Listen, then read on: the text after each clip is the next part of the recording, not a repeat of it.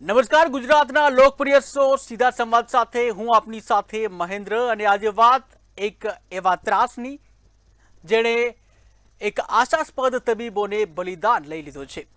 વિદ્યાના ધામ અને દર્દીઓને નવજીવન આપતી સિવિલ હોસ્પિટલમાં જે તેના કેમ્પસમાં રેગિંગનો રાક્ષસ ફરી એકવાર બેફામ બન્યો છે. સિનિયરોનો અતિશય માનસિક ત્રાસ, કલાકો સુધી રૂમમાં ગોંધી રાખવાની અમાનવીયતા અને અમે બોસ છીએ અને તમે અમારા નોકર જેવી વિકૃત અહમની માનસિકતા, આ સિતમની કંટાળી અને એક હોનહાર ડોક્ટરે આખરે જીવન ટૂંકાવી લીધું. પણ સૌથી મોટો સવાલ એ છે કે જ્યારે આ ટોર્ચરિંગ ચાલતું હતું ત્યારે પ્રશાસન શું કરી રહ્યું હતું? વારંવારની ફરિયાદો છતાં એચઓડી અને કમિટીએ કેમ આ ખાડા કાન કર્યા? એક નિવૃત્ત સર્જન પિતાએ પોતાનો વાલસોય દીકરો ગુમાવી દીધો અને સિસ્ટમ આજે પણ માત્ર તપાસ કમિટીઓ અને 6 મહિનાના સસ્પેન્શનના કાગળિયા બતાવી રહી છે. શું માત્ર સસ્પેન્શન આ જુલમનો અંત છે કે પછી આ નિર્દય સિસ્ટમ સામે આકરા પ્રહાર કરીને દોષિતોને જેલના સળિયા પાછળ ધકેલવામાં આવશે? આજે દેશ પૂછી રહ્યો છે કે હજુ કેટલા હર્ષ પંડ્યા પોતાની જિંદગી કુરબાન કરશે ત્યારે આ રેગિંગનો રાક્ષસનો અંત થશે. આ મુદ્દે આપણે જોઈએ આરોગ્ય મંત્રીએ શું કહ્યું. મૃતક દીકરાના પિતાશ્રી પણ ડોક્ટર છે. એમની જોડે મારે વાત થઈ છે, એમને સાંત્વના પાઠવી છે. મેં 2 વાર વાત થઈ છે અને ન્યાય આપવાની સરકાર તરફથી પૂર્ણ ખાતરી આપેલ છે. અમારા નિયામક ડૉક્ટર સચદેવને તુરંત સૂચના આપવામાં આવી છે. આજને આજ એટલે કે અત્યારે આજની આખી નાઇટ કે જે સમય થાય ત્યાં સુધી આમનો રિપોર્ટ તૈયાર ન થાય ત્યાં સુધી રેગિંગ કમિટી, સુપ્રિન્ટેન્ડન્ટ અને ડીન સિવિલ હોસ્પિટલમાં જ રહી અને તમામ તપાસ પૂરી કરીને પછી જ ફાઇનલ કઈ રીતે આનું મૃત્યુ થયું એ તપાસ કરીને જાહેર કરશે. ત્યારે આજે આ જ મુદ્દે સીધા સંવાદમાં ચર્ચા કરવી છે અને ચર્ચા કરવા માટે આપણી સાથે જોડાઈ ગયા છે સિનિયર પત્રકાર અશોક પટેલ, કન્સલ્ટન્ટ મનોચિકિત્સક ડોક્ટર પલાશ પ્રજાપતિ, એડવોકેટ પ્રીતિ જોશી. આપ ત્રણેયનું મંતવ્ય ન્યૂઝમાં સ્વાગત છે. શરૂઆત કરી અશોકભાઈ આપનાથી કે વારંવાર રેગિંગની આ પ્રકારની ઘટના સામે આવતી હોય છે. અનેક જે વિદ્યાર્થી અને ડોક્ટરોના જીવ પણ જતા હોય છે. ત્યારે એક જે પત્રકાર તરીકે માત્ર ન્યૂઝ રિપોર્ટિંગ જ આનો અંત આવશે કે પછી હજુ પણ આકરા પગલાં લેવાની જરૂર છે? ડોક્ટર હર્ષ પંડ્યાએ આત્મહત્યા કરવી પડી અને એ રેગિંગ મોડલ કરવી પડી છે એ ખરેખર આઘાતજનક ઘટના છે.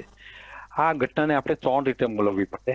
એક તો પહેલી વાત એ કે મેડિકલ ક્ષેત્ર એટલે બિલકુલ સંવેદનશીલ અને પવિત્ર ક્ષેત્ર ગણાય છે. એ ક્ષેત્રમાં આ રીતે કોઈ ડોક્ટર આત્મહત્યા કરે એ ખરેખર દુઃખદ છે.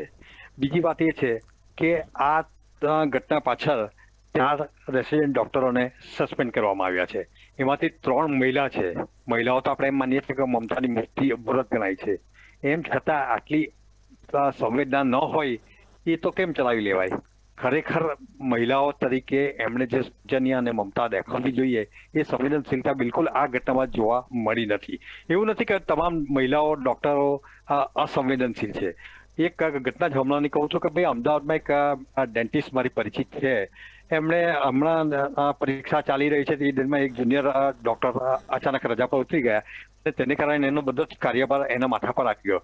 એમ છતાં એ છોકરી એમ કીધું કે ભાઈ બધા સિનિયરો જે કરે છે એ હું કરવા નથી માંગતી. આવી સંવેદનશીલ ધરાવતા પણ ડોક્ટરો છે જ. એટલે બધા ડોક્ટરો અસંવેદનશીલ કહેવાનો મતલબ નથી. પરંતુ મૂળ વાત એ છે કે આ ક્ષેત્ર જ્યારે સંવેદનશીલ માનવ સાથે જોડાયેલું છે ત્યારે એમાં સંવેદના હોવી જરૂરી છે. અને ત્રીજી વાત એ કે ડોક્ટર પંડ્યાએ આત્મહત્યા કરી એ MBBS ના વિદ્યાર્થી નહોતા, MD માઇક્રોબાયોલોજીના વિદ્યાર્થી હતા. એટલે કહેવાનો મતલબ કે ઉંમરમાં લગભગ 23, 24, 25 વર્ષના હોવા જોઈએ. એ ઉંમરે માનવ ઘણો પીઢ બની જતો હોય છે. એમ છતાં આ ત્રાસ એ સહન નહીં કરી શકે. એટલે એ ત્રાસ કેટલી હદનો હશે એ પણ એક વિચારવાની જરૂર છે. આ તમામ પાસાઓ ધ્યાનમાં લઈએ ત્યારે 2 વાત તો એક નજર પર આવે છે. સરકાર અને સમાજ બંને નિષ્ફળ ગયા છે. સરકાર કાયદાઓ ઘડવામાં નિષ્ફળ ગઈ છે એમ કહી શકાય. ઓકે, રેગિંગના કાયદાઓ બહુ ઘણા કડક થયા છે, પરંતુ એ કાયદાની કોઈ અસર વર્તાતી નથી. એ પણ એટલું હકીકત આ ઘટનાથી પુરવાર થાય છે. અને બીજું, સમાજ આપણે કેવી પેઢી આ ઉછેરી રહ્યું છે એ પણ એક પ્રશ્ન છે. રેગિંગ કરવું એટલે કે પીડા આપીને આનંદ મેળવવો અને પીડા સહન કરવી, આ બંને પાસાઓ ખતરનાક છે. એ હોવા નહીં જોઈએ. આપણે એવી તંદુરસ્ત પેઢી ઉછેરવાની જરૂર છે, તૈયાર કરવાની જરૂર છે. એટલે આ બંને દ્રષ્ટિએ આપણે એના વિચારવાની જરૂર છે. બિલકુલ ડૉક્ટર પલાસ આપના પાસે આવીશ કે 1 કલાક સુધી ગોંધી રાખો, ટોર્ચરિંગ કરવું, ગાળાગાળી કરવી અને ખાસ તો મહિલા જે સિનિયર મહિલા રેસિડેન્ટ ડૉક્ટર છે તેઓ દ્વારા આ પ્રકારનું કરવું, આખરે આ પ્રકારની વિકૃતતા કયા કારણોસર આવતી હશે? સર, રેગિંગ વિશે જો હું કહું તો આ ઘણી બધી વાર કોલેજોમાં થોડું ઘણું નોર્મલાઇઝેશન પણ આનું થતું હોય છે કે અમુક અંશ સુધી તો આવું બની શકે પણ વધારે નહીં થવું જોઈએ. જ્યારે આ વસ્તુ બ્લેક અને વ્હાઇટ રીતે જોવાવી જોઈએ કે થોડું ઘણું પણ આપણે જેટલું એને રોક મૂકીએ અને જેટલું અટકાવીએ એટલું બેટર રહેશે. અને બીજું કે હું આના લીગલ આસ્પેક્ટ પર તો વધારે વાત નહીં કરું, પણ સાયકોલોજીકલી ઘણી વાર એવું થઈ શકે સર કે રેગિંગ કરનાર વ્યક્તિ પોતે કોઈ તકલીફમાં હોય અથવા એમને પોતાને કોઈક પ્રકારની માનસિક બીમારી હોય કે જેમાં એમની પર આવતો સ્ટ્રેસ અથવા એમની પર આવતો વર્કલોડ અથવા બીજા લાઈફના પ્રોબ્લેમ્સને બીજા પર ઢોળીને અથવા તો બીજાને એના ફ્રસ્ટ્રેશનમાંથી કંઈક બોલીને અથવા કંઈક ગુસ્સો કરીને થોડુંક રિલીફ મેળવતા હોય તો એક વૃત્તિ થોડી હોઈ શકે. અને સેકન્ડ કે ઘણી બધી વાર જે વ્યક્તિ સાથે આવું કરવામાં આવે છે એ પોતાની વ્યક્તિ પણ ખાલી એ કોલેજનું રેસિડન્ટ, ફર્સ્ટ યર સેકન્ડ યરનું એ રેસિડન્ટ માત્ર નથી, એ પોતે એની પર્સનલ લાઈફ હોય, એની ફેમિલી લાઈફ, સોશિયલ લાઈફમાં પણ અનેક ઘણા પ્રોબ્લેમો ચાલી શકતા હોઈ શકે કે રેગિંગ એ બધામાં એક ઉમેરો કરીને પણ વસ્તુઓને પેલા વ્યક્તિ માટે બહુ અઘરી બનાવી દેતું હોય છે. ખાસ કરીને આપણે મેડિકલ કોલેજોની જ્યારે વાત કરીએ તો ઘણા બધા સ્ટુડન્ટો પોતાના ઘરેથી દૂર આવ્યા હોય છે અને નવી જગ્યાએથી નવા લોકો સાથે એડજસ્ટ થવામાં થોડીક પ્રતિકૂળતા અનુભવે છે. એ વખતે માનસિક તણાવની અંદર એકચ્યુઅલી આપણે જેને ક્લિનિકલી ડિપ્રેશન ગણી શકીએ અથવા ક્લિનિકલ એન્ઝાયટી ગણી શકીએ એ પ્રકારના માનસિક લક્ષણો પણ ઘણા સ્ટુડન્ટોમાં જોવા મળે છે જો રેગિંગ કે બુલિંગ થતું હોય તો. બિલકુલ, અને જે રીતે અમે તમારા બોસ છે અને તમે અમારા ગુલામ છો, નોકર છો, આ પ્રકારનું જે સ્ટેટમેન્ટ આપી અને જ્યારે કહી શકાય કે હિંસા જે કરવામાં આવે છે વિદ્યાર્થીના માનસ ઉપર, આખરે શા માટે આ પ્રકારના જે બનાવો છે સતત વધી રહ્યા છે? કયા મનોવૈજ્ઞાનિક કારણો જવાબદાર છે? મેઇનલી સર મનોવૈજ્ઞાનિક કારણોમાં આ પ્રકારના બિહેવિયરને થોડું ઘણું જે નોર્મલાઇઝેશન મળે છે કે સિનિયર જુનિયરને ખીજવાઈ શકે અથવા સિનિયર છે તો એ જુનિયર પાસે કામ કરાવી શકે અથવા તો સિનિયરોના કામ જુનિયરોએ જ કરવાના હોય. એટલે ઘણી બધી વાર એવું જોવા મળે સર કે રેગિંગ જે લોકો વધારે કરે અથવા તો વધારે સિવિયર લેવલનું કરતા હોય છે એને ઘણા પર્સનાલિટીના પ્રોબ્લેમ હોઈ શકે કે એક થોડી પરપીડન વૃત્તિ જેવું કે બીજાને થોડીક તકલીફ થાય છે અથવા તો ક્યાં તો બીજાને નીચા અથવા પોતાને ઊંચા બતાવીને એમને એક પ્રકારનો આનંદ મળતો હોય કે જેમાંથી આ વૃત્તિ પછી વધે. અને ઘણીવાર એક જે આની અપોઝમાં પેલું જેની સાથે રેગિંગ થતું હોય તે થોડું સંકોચી સ્વભાવનું હોય અથવા એ થોડું વધારે ગભરાઈ જતું હોય બિહેવિયરથી સામો જવાબ આપવામાં, એને લીધે પણ એ લોકોને થોડોક પેલો ચઢાવો મળે કે ઓકે કરી શકાય છે, આમાં તો કંઈ સામું નથી આવતું આ વ્યક્તિ. પણ એક આ જે વૃત્તિ છે કે પોતાને વધારે ઇમ્પોર્ટન્સ બતાવવી અથવા પોતાને એક મહત્વના પોઝિશન પર રાખવું અથવા બીજાને નીચું બતાવીને એક આનંદ મળે ને એ રીતની ટેન્ડન્સી ઘણી બધી વાર જોવા મળતી હોય છે. અને રેગિંગ અને બુલિંગના કેસીસમાં સાયકોલોજીકલી ઘણીવાર એક ગ્રુપ મેન્ટાલિટી પણ ભાગ ભજવે છે કે 3-4 જણ સાથે કોઈની મજાક ઉડાવતા હોય, બીજા સહપાઠીઓ એ વસ્તુને પ્રમોટ કરે અથવા બીજા સહપાઠીઓ કે બીજા જે ગ્રુપના લોકો હોય તે એ વસ્તુને વધારે કે અરે તું તો આવું બોલ્યો, આમ છે તેમ છે. એટલે પિયર્સનું વેલિડેશન છે ને ઘણીવાર આ બિલકુલ. વૃત્તિને વધારે ચઢાવો આપતું હોય છે. જો એક વ્યક્તિ આવું કરે અને આજુબાજુની 3-4 વ્યક્તિ એ વસ્તુની અગેન્સ્ટમાં એને બોલે તો કદાચ આ પાછી ઓછી થાય, પણ જો એના પિયર્સ એની આજુબાજુના લોકો એને ચઢાવો આપે ને તો આ વૃત્તિ હજુ વધતી હોય છે. એટલે બિલકુલ. ગ્રુપ મેન્ટાલિટી પણ રેગિંગ અને બુલિંગમાં એક મોટો ભાગ ભજવે છે. ઘણા બધા કેસીસ જે બહુ સિવિયર લેવલના થાય છે એમાં ગ્રુપ દ્વારા થયેલું એ વર્તન વધારે જોવા મળે છે. બિલકુલ, જે ગ્રુપમાં જે રેગિંગ કરવાના જે કિસ્સા અગાઉ પણ ઘણા પ્રકાશિત થયા છે. પ્રીતિબેન, આપના પાસે આવ્યું છે. પ્રીતિબેન, જે રીતે 1 કલાક સુધી ટોર્ચરિંગ કરવું, ગાળાગાળી કરવી અને એ હદ સુધી ટોર્ચરિંગ કરવું કે વ્યક્તિ મરવા માટે મજબૂર બને છે, આ કેસમાં કયા કયા પ્રકારની ગંભીર કલમો હેઠળ કાર્યવાહી થઈ શકે? સૌ પ્રથમ તો આજે હલો હાજી. સૌ પ્રથમ તો આ જે ઘટના ઘટી છે તે ખૂબ જ નિંદનીય, અમાનવીય અને ગંભીર પ્રકારની કાયદાકીય ગુનાહિત કાવતરું કહી શકાય. અને આ ફોજદારી ગુનો કહી શકાય, નોન બેલેબલ ઓફેન્સ કહી શકાય.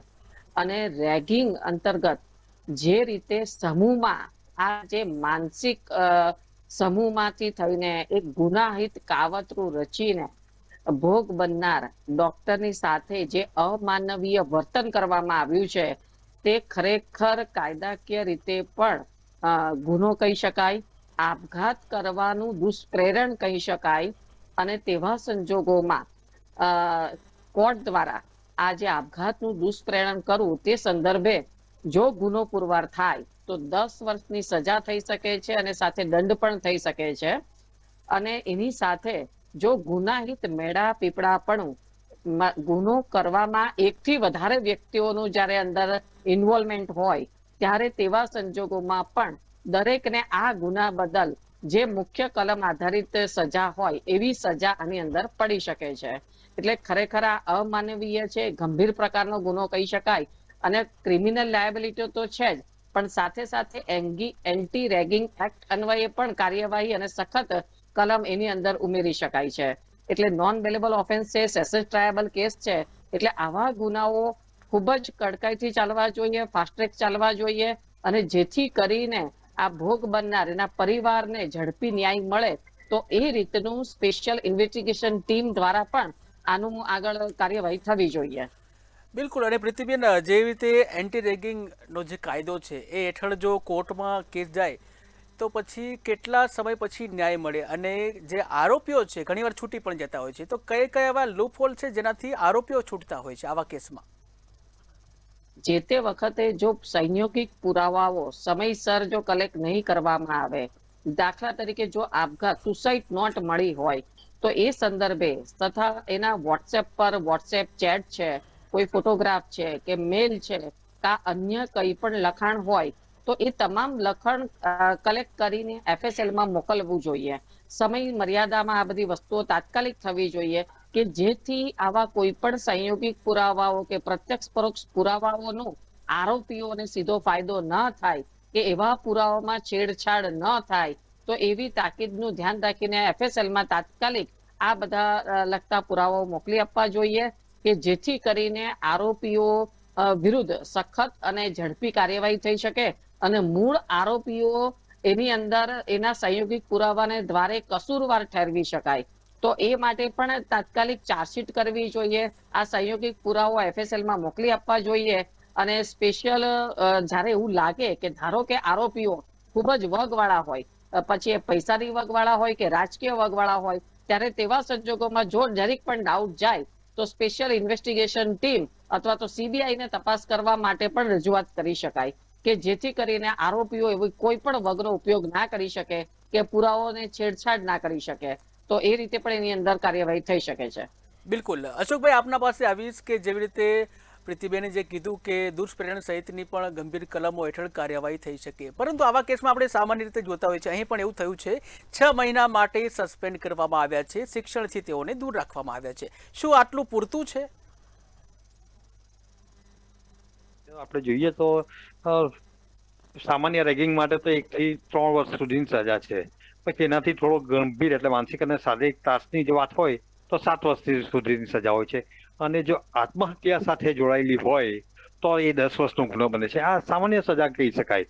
આ પલાશભાઈએ જે કીધું એ સામાન્ય સંજોગોમાં એવું થાય છે કે જે ગેંગ સામૂહિક રીતે જો આ કામ કરવામાં, રેગિંગ કરવામાં આવે છે ત્યારે એકબીજાની ઉશ્કેરણીથી આ વાત વણસી જતી હોય છે અને હસવામાંથી ખુશો થઈ જવાની ઘણીવાર નોબત આવતી હોય છે.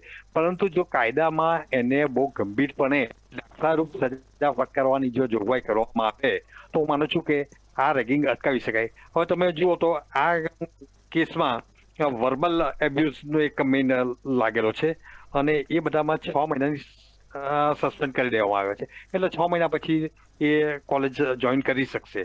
કાયદાકીય રીતે મને ખબર નથી કે આમાં જામીન મળી શકે કે કેમ, પણ પ્રીતિબેને કદાચ કીધું છે કે આ જામીન મળી નહીં શકે એવો ગુનો છે. પરંતુ જો જામીન મળી શકે તો એનો અભ્યાસ પાછો ચાલુ થઈ જશે અને એ સંજોગોમાં એની કોઈ અસર રહેતી નથી. એટલે જ દાખલારૂપ સજા થાય નહીં ત્યાં સુધી રેગિંગને અટકાવવાનું બહુ મુશ્કેલ બને છે. બીજી રીતે સામાજિક રીતે પણ હવે આપણે ઘણું આગળ વધવાની જરૂર છે કે આપણા બચ્ચાઓ, સંતાનો બીજાને પીડા આપીને આનંદ મેળવવાથી દૂર રહે અને પીડા સહન પણ નહીં કરે એવું વાતાવરણ આપણે ઊભું કરવું પડશે. તો અને તો જ બાળકો આગળ વધી શકશે. બીજું એ કે આપણે હવે મોટાભાગના વાલીઓ બહુ જ સંરક્ષણાત્મક રીતે સંતાનોને ઉછેરતા હોય છે. એટલે માનસિક જરા પણ તણાવ વધી જાય છે તો એ બાળકો એની સામે ટકી શકતા નથી. અત્યારે રેગિંગની વાતથી થોડો હું દૂર ફંટાઈને કહું છું તો છેલ્લા 4 વર્ષમાં લગભગ 1000થી વધુ વિદ્યાર્થીઓએ આપણે ત્યાં આત્મહત્યા કરી છે અને છેલ્લા 1 વર્ષમાં 500થી વધુ વિદ્યાર્થીઓ આત્મહત્યા કરી છે.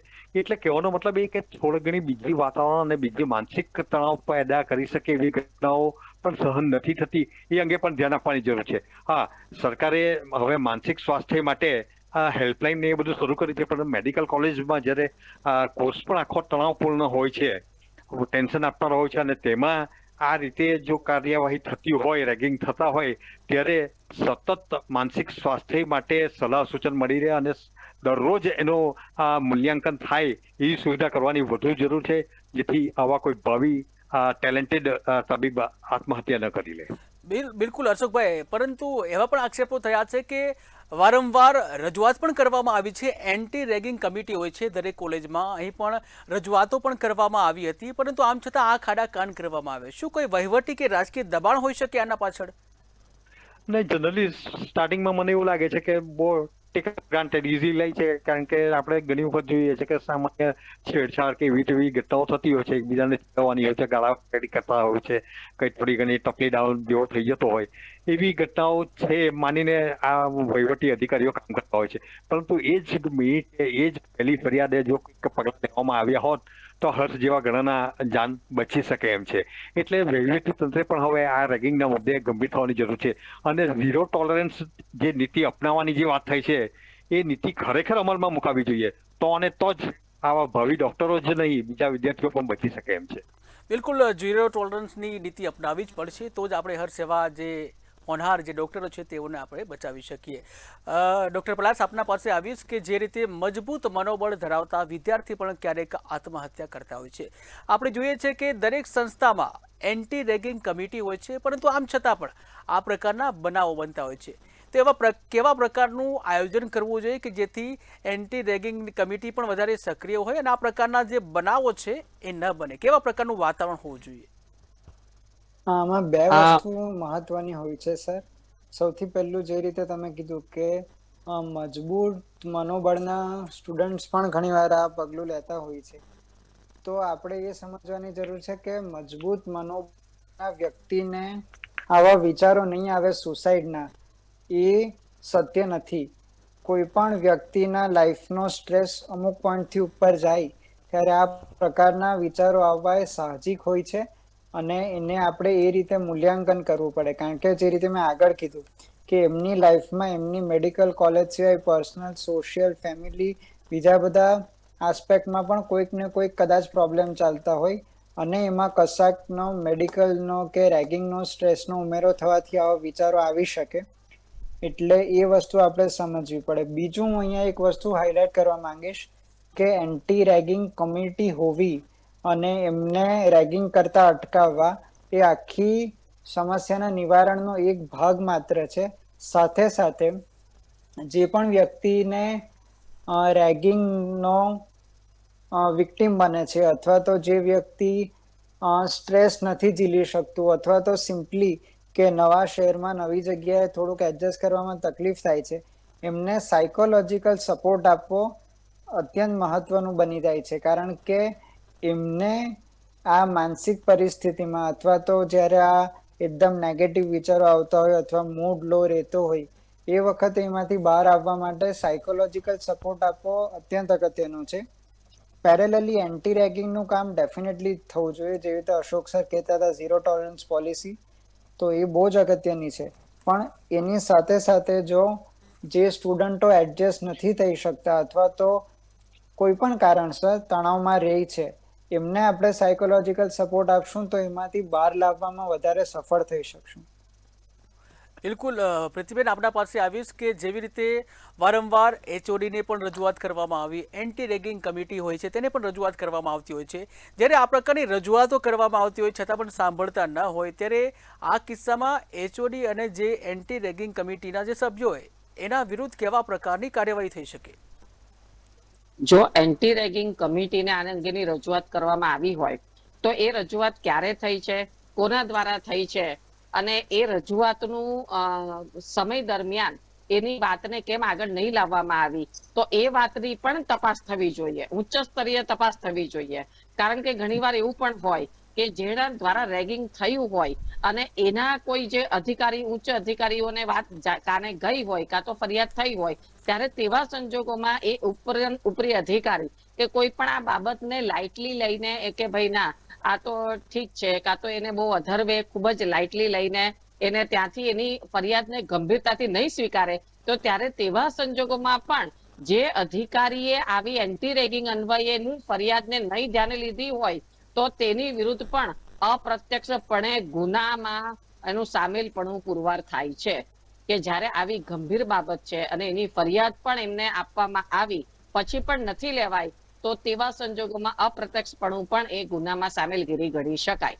તો એ વસ્તુ પણ એટલી જ ગંભીર છે કે જે ચારે જણ મળીને જે ગુનો કર્યો છે અને એ ગુનાની જાણકારી મળ્યેથી પણ ફરજ પર અપ્રમાણિક અને બેદરકારી દાખવવા બદલ એ પણ ફોજદારી ફરિયાદ જ થાય. કારણ કે ફરજમાં એમને આવે છે કે ભાઈ એમને અટકાવવાનું છે, છતાં પણ એ નહીં અટકાવીને ગુનો બનવા દીધો અને વ્યક્તિની જાન જાય ત્યાં સુધીની પરિસ્થિતિનું નિર્માણ થયું, એટલે એ વ્યક્તિ પણ એટલો જ જવાબદાર આની અંદર બને છે. અને માત્ર 6 મહિનાનું જે સસ્પેન્શન છે તો એવું જરૂરી નથી. ખરેખર તો રેગિંગ કમિટીને એવું લાગે અને એડમિનિસ્ટ્રેટિવ લેવલનો નિર્ણય આવે તો એવા 4 ડોક્ટરો એ લોકો બરખાસ્ત પણ કરી શકે છે અને અન્ય કોઈ પણ જગ્યાએ એમને નોકરી ન મળે તો ત્યાં સુધીનું પણ એ લોકો ઓર્ડર કરી શકે છે. એ એડમિનિસ્ટ્રેટર લેવલનો ઓર્ડર છે, મેડિકલ કાઉન્સિલનો રિલેટેડ આ વસ્તુ છે, તો એ નિયમોને આધીન એ વસ્તુ આગળ ચાલી શકે છે. એટલે આ વાતને એટલી જ ગંભીરતાથી લેવી જોઈએ. બિલકુલ. અને જે પરિવાર છે, પીડિત પરિવાર, તેઓને જે ઝડપથી અને ન્યાયી પરિણામ મળે એ માટે શું કરવું જોઈએ? એ માટે ફાસ્ટ ટ્રેક કોર્ટમાં કેસ ચાલે એ જરૂરી છે, તો એવી રજૂઆત કરવી જોઈએ અને સ્પેશિયલ સરકારી વકીલની નિયુક્તિ કરવી જોઈએ કે જેથી કરીને આ પુરાવાથી ચાર્જશીટથી માંડીને ટ્રાયલ ચાલે ત્યાં સુધી એક જ સરકારી વકીલ જે નિમાયેલા સ્પેશિયલ હોય તેના જ એમાં કેસ ચાલે એ જરૂરી છે. અને સેશન્સ ટ્રાયબલ કેસ છે, નોન વેલેબલ ઓફેન્સ છે અને ચાર્જશીટ પણ કોઈ પણ જાતના ચેડા થયા વગર વ્યવસ્થિત, તટસ્થ અને પ્રમાણિકપણે થાય, ઝડપી થાય એ જરૂરી છે. અન્યથા ચાર્જશીટ કરવામાં વિલંબ થાય તો આ ચારેય ડોક્ટરોને જામીન તાકીદે મળી જાય એવી પરિસ્થિતિનું નિર્માણ થઈ શકે છે. બિલકુલ. અને અંતે ડૉક્ટર પલાસ, આપના પાસે આવીશ કે જે રીતે આ પ્રકારના અવારનવાર બનાવ બનતા હોય છે, ત્યારે એ તમામ જે વિદ્યાર્થીઓ છે, એ તમામ રેસિડેન્ટ ડૉક્ટરો છે, એ તમામને શું સંદેશો આપશો? એક વસ્તુ હું હજુ પણ કહેવાની ઈચ્છા રાખીશ દરેક વિદ્યાર્થીને કે જ્યારે પણ એ લોકો આ પરિસ્થિતિમાંથી પસાર થતા હોય રેગિંગ નહીં પણ કોઈ પણ પ્રકારના માનસિક તણાવમાંથી, ત્યારે ઓલવેઝ એક વ્યક્તિ જે શહેરમાં એ લોકો ભણે છે ત્યાં, જે શહેરમાં જે કોલેજમાં, અને એક ફેમિલીનું વ્યક્તિ, એની સાથે દરેક વાતનું ખુલીને વાત કરવી, ડિસ્કસ કરવું એ બહુ જ જરૂરી છે. ઘણીવાર કેવું થતું હોય છે કે આવું બનાવ બનતો હોય અથવા કોઈ પણ સ્ટ્રેસમાં વિદ્યાર્થી હોય પણ ક્યાં તો કોઈને ખુલીને બોલી નહીં શકે અથવા તો મનમાં ભરી રાખે, પછી એક પોઈન્ટ એ વસ્તુ એટલી બધી સ્ટ્રેસફુલ થઈ જતી હોય છે કે આવો બનાવ બની શકે. જી એટલે એક વસ્તુ બહુ જરૂરી છે કે જી.